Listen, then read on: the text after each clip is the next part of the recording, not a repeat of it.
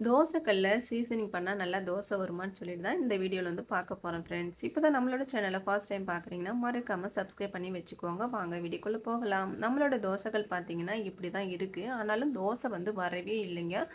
தோசை ஊத்துனா ஒரு தோசை கூட ஒழுங்கா எடுக்க முடியல. நான் வந்து ஃபர்ஸ்ட்டு பார்த்தீங்கன்னா 1 டீஸ்பூன் அளவுக்கு சால்ட் வந்து சேர்த்துட்டேன். ஒரு 1/2 லெமன் வந்து போட்டுட்டு அடுப்பு ஆன் பண்ணிட்டு சிம்மில் வச்சுட்டேன். வச்சுட்டு ஃபோர்க்கை வந்து வச்சுட்டு அதுக்கு மேலே வந்து நல்லா ஸ்க்ரப் பண்ணி விடணுங்க. ஸ்க்ரப் பண்ணி விடும்போது பார்த்தீங்கன்னா, அனல் வந்து பயங்கரமா அடிக்கும். நம்மளால சூடே தாங்க முடியாது. அந்த அளவுக்கு இது பயங்கரமா வந்து அனல் அடிக்கும்.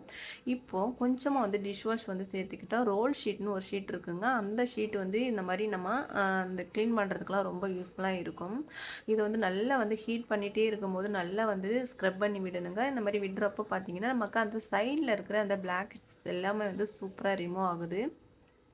இது வந்து பார்த்திங்கன்னா நம்ம அடுப்பு வந்து ஆன்லேயே வச்சுட்டு ஆனால் சிம் பண்ணிவிட்டு தான் இந்த மாதிரி வந்து நம்ம ஸ்க்ரப் பண்ணணும். பார்த்திங்கன்னா இப்போ ஓரளவுக்கு நான் வந்து நல்லா ஸ்க்ரப் பண்ணி எடுத்துட்டேன். முடிஞ்ச வரைக்கும் நான் எடுத்துருக்கிறேன். அனலுமே வந்து தாங்க முடியலைங்க. ரொம்ப சூடாக இருக்குது. ஸோ சீசனிங் பண்ணுறீங்க அப்படின்னா நீங்கள் வந்துட்டு பார்த்து கவனமாக பத்திரமா பண்ணுங்கள். அது வந்து அடுப்பு விஷயம் இல்லையா, அதை நெருப்பு இல்லையா, பார்த்து கவனமாக செய்யுங்க. இப்போ பார்த்திங்கன்னா சிம்மில் தான் இருக்குது. நம்ம வந்து சிம்மில் வச்சுட்டு கொஞ்சம் கொஞ்சமாக தண்ணி தெளித்து முடிஞ்ச வரைக்கும் அந்த ஸ்க்ரப்பால் நம்ம அந்த பிளாக்கெல்லாம் வந்து எடுக்கணும். எடுத்ததுக்கப்புறம் தோசை வருமான்னு சொல்லி சில பேருக்கு வந்து டவுட் வரலாம். எனக்கு வந்து க்ளீன் பண்ணதுக்கப்புறமே தோசை வந்து வரலை. நான் என்ன செஞ்சேன்னு சொல்லிட்டு நான் வீடியோவில் வந்து சொல்கிறேன். நம்மளோட வீடியோவை ஸ்கிப் பண்ணாமல் நீங்கள் பார்த்தீங்கன்னா உங்களுக்கே நான் என்ன செய்கிறேன்றது புரியுங்க. நமக்கு வந்து கருப்பு வந்து அதிகமாக படிஞ்சிருந்தாலும் கொஞ்சமாக படிஞ்சிருந்தாலும் தோசை வரல அப்படின்னா நம்ம வந்து லைட்டாக ஒரு சீசனிங் பண்ணால் தான் கண்டிப்பாக தோசை வந்து நல்லா வரும். ஆனாலும் ஒரு சில தோசைக்கல்ல சீசனிங்கே பண்ணாமல் சூப்பராக வருதுங்க. அது ஒரு சில தோசைக்கல்லை பொறுத்து இருக்குது. நம்மளோட தோசைகள் பார்த்திங்கன்னா நல்லா தான் இருக்குது. ஆனாலும் தோசையே சுத்தமாக வராது. ஒரு அவசரத்துக்கு ஒரு தோசை ஊற்றி குழந்தைங்களுக்கு கொடுக்கலான்னா கூட முடியவே முடியாதுங்க. ரொம்ப கொஞ்சம் சிரமமாக தான் இருந்துச்சு. சரி சீசனிங் பண்ணிடலாம் அப்படின்னு சொல்லிட்டு தான் இன்றைக்கி வந்து நான் பண்ணிகிட்ருக்கேன். பாருங்கள் அடுப்பு வந்து ஆனில் தான் இருக்குது. என்னால் சூடு தாங்க முடியல. இருந்தாலுமே நான் வந்து எடுத்து இந்த மாதிரி வந்து சிங்கில் வச்சுட்டு தண்ணியை கொஞ்சமாக தெளித்து முடிஞ்ச வரைக்கும் அந்த பிளாக் எல்லாமே வந்து எடுக்க ட்ரை பண்ணிட்டு தான் இருக்கேன். இப்போ பார்த்தீங்கன்னா, நம்ம வந்துட்டு நான் வந்து பேக்லாம் வந்து க்ளீன் பண்ணல.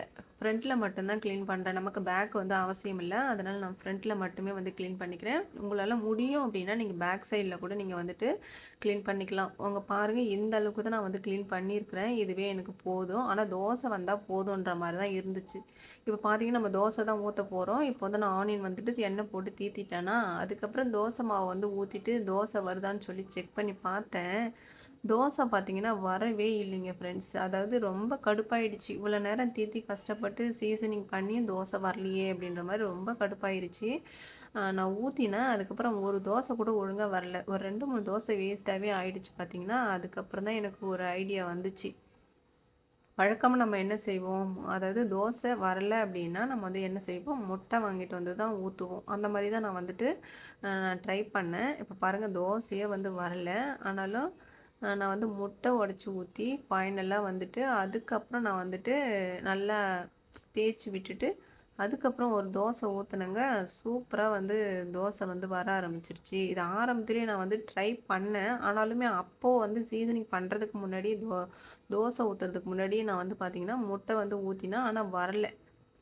அதனால தான் நான் வந்து சீசனிங்கே பண்ண ஆரம்பிச்சேன். சீசனிங் பண்ணதுக்கப்புறமும் பார்த்தீங்கன்னா, நம்ம முட்டை உடைச்சு ஊத்துனதுக்கப்புறம் தோசை வந்து பர்ஃபெக்ட்டா வந்து வர ஆரம்பிச்சிருச்சு. அதுக்கப்புறம் எப்படி ஏதோ நமக்கு வந்து தோசை வந்துடுச்சு. அது போதும்ன்னு சொல்லிட்டு, ஒரே ஒரு முட்டைய உடைச்சு சுத்தமா நல்லா அந்த அகலமா வந்து நல்லா ஸ்ப்ரெட் பண்ணிட்டு, அதுக்கப்புறம் ஒரு கரண்டி மாவு ஊத்தி தோசை ஊத்துனா, சும்மா நைஸா அப்படியே சூப்பரா வருதுங்க. நம்மளோட இந்த தோசை வந்து பார்த்தீங்கன்னா, இன்னும் நல்லா ரோஸ்ட்டா வரணும் அப்படின்னா, வெந்தயம் வந்து சேர்த்துக்கிட்டீங்க அப்படின்னா, நல்லா தோசை வந்து கலர்ஃபுல்லா ரோஸ்ட்டா வரும். வெந்தயம் வந்து அதிகமா நான் வந்து இந்த மாவுல சேர்க்கல. அதனால வந்து நம்மளோட தோசை கொஞ்சம் வெள்ளையா தான் இருக்கும். ஆனா, தோசை வந்து நல்லா நைஸா மெலிசா இருந்துச்சு. உங்களுக்கு பார்க்கும்போதே நல்லா தெரியும். சூப்பரா வந்துச்சுங்க தோசை. சீசனிங் பண்ணதுக்கப்புறம் முட்டைய உடைச்சு ஊத்துங்க. சூப்பரா வரும். இதுவரைக்கும் நான் சொன்ன இந்த வீடியோ உங்களுக்கு ரொம்ப யூஸ்ஃபுல்லா இருக்கும்னு நினைக்கிறேன். பிடிச்சிருந்தா மறக்காம நம்மளோட சித்தா சேனலுக்கு மறக்காம ஒரு லைக், ஷேர், சப்ஸ்கிரைப் ஒண்ணு பண்ணிக்கோங்க ஃப்ரெண்ட்ஸ். தேங்க் யூ ஃபார் வாட்சிங். பாய். இன்னொரு வீடியோல மீண்டும் சந்திக்கலாம்.